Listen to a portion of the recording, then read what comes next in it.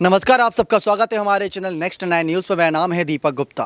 दिवाली के खास अवसर पर भारत देश के हर एक नागरिक को एक शानदार तोहफा दिया ऋषि सुनक ने। जी हां, ब्रिटेन के नए प्रधानमंत्री बने ऋषि सुनक और ये जानकारी मिलते ही कहीं ना कहीं जो दिवाली पर पटाखों की धूम थी वो दुगनी बदल गई। पहले इंडिया वर्सेस पाकिस्तान मैच के जीत का जश्न मना ही रहे थे यहाँ पर सभी समर्थक, लेकिन दूसरी तरफ ये जो खबर सामने आई इसने सभी को चौंका दिया। लेकिन इसके बाद प्रधानमंत्री नरेंद्र मोदी ने जो बयान दिया वो बयान सुनकर विपक्ष के तो होश उड़ गए। जी हां, विपक्ष के लिए यहां पर जिस तरीके से बातें रखी और देश की तरक्की को लेकर ऋषि सुनक को लेकर प्रधानमंत्री नरेंद्र मोदी ने उनको जो बधाइयां दी और इसी के साथ जो ऐलान किया वो आपको बताते हैं। दरअसल ऋषि सुनक को लेकर अचानक से सामने आई खबर को सुनकर यहां पर कह सकते हैं हर कोई यही सोच रहा है कि विदेश में आखिर कैसे इन्होंने अपना परचम लहराया। तो इसके पीछे का भी एक बहुत बड़ा राज है जो हमारी तमाम रिपोर्ट के माध्यम से आप सभी के सामने सच आएगा ही आएगा। लेकिन पीएम मोदी ने जो बातें कहीं ऋषि सुनक को लेकर उनका जो आधिकारिक ट्वीट सामने आया वो आप देखें हमारी इस खास रिपोर्ट में, जिसके जरिए आपको ज़्यादा जानकारी मिलेगी और पता चलेगा कि कैसे विपक्षी पार्टियों के खिलाफ विपक्षियों को लेकर यहां पर ऐलान कर दिया और कहीं ना कहीं खेमे में ये बड़ा धमाका करा है प्रधानमंत्री नरेंद्र मोदी और ऋषि सुनक ने ब्रिटेन में। तो देखिए आप हमारी ये खास रिपोर्ट।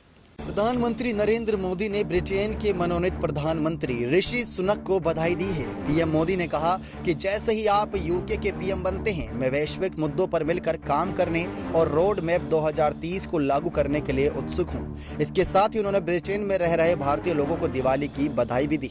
पीएम मोदी ने ट्वीट कर यहां पर जानकारी दी कि ऋषि सुनक को हार्दिक बधाई, क्योंकि आप ब्रिटेन के प्रधानमंत्री बनने वाले हैं। मैं वैश्विक मुद्दों पर एक साथ मिलकर काम करने और रोड मैप 2030 को लागू करने के लिए उत्सुक हूं। ब्रिटिश भारतीयों के जीवंत सेतु को दिवाली की विशेष शुभकामनाएं। हमने ऐतिहासिक संबंधों को आधुनिक साझेदारी में बदला है।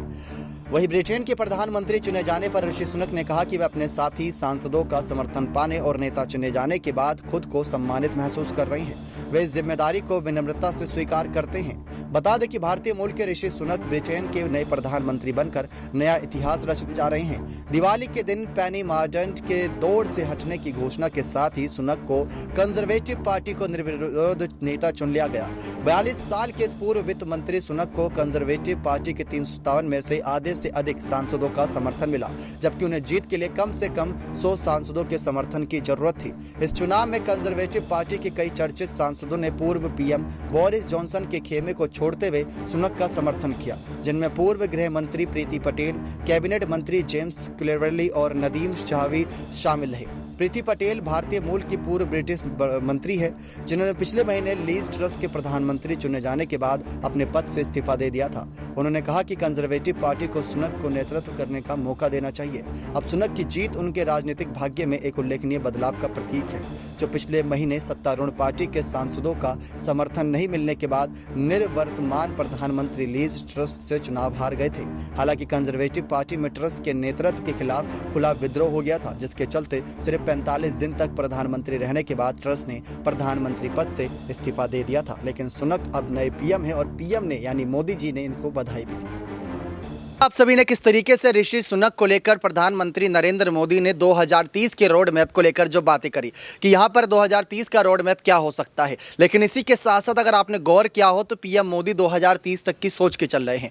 2024 में लोकसभा चुनाव है और साथ ही साथ चुनावों में क्या नतीजे आएंगे ये तो बात की बात है। लेकिन कांग्रेस से लेकर जिसमें सोनिया राहुल की जिक्र कर लें, मल्लिकार्जुन खड़गे का जिक्र कर लें, तो वहीं दूसरी तरफ आम आदमी पार्टी के केजरीवाल और वहीं नीतीश कुमार जैसे बड़े दिग्गज नेताओं की नींदें उड़ गई होंगी, क्योंकि पीएम मोदी जिस तरीके से आगे बढ़ते जा रहे हैं, ऋषि सुनक ने भी यहां पर अपना परचम लहराया, तो ये सभी के लिए काफी गर्व की बात है। लेकिन विपक्षी पार्टियां इससे जरूर यहां पर थर-थर कांप रही होंगी कि आने वाले वक्त में वो ऐसा क्या कदम उठाएं जिससे पीएम की जो लहर है यानी मोदी की जो लहर है उसको रोक पाएं। देखना दिलचस्प होगा आने वाले वक्त में विपक्षी पार्टियों का क्या कदम रहता है लोकसभा चुनाव 2024 से पहले। और ये बधाई सुनकर आप कितना खुश हुए, लाइक करके और कमेंट्स करके अपनी राय जरूर दीजिएगा। बहुत बहुत धन्यवाद।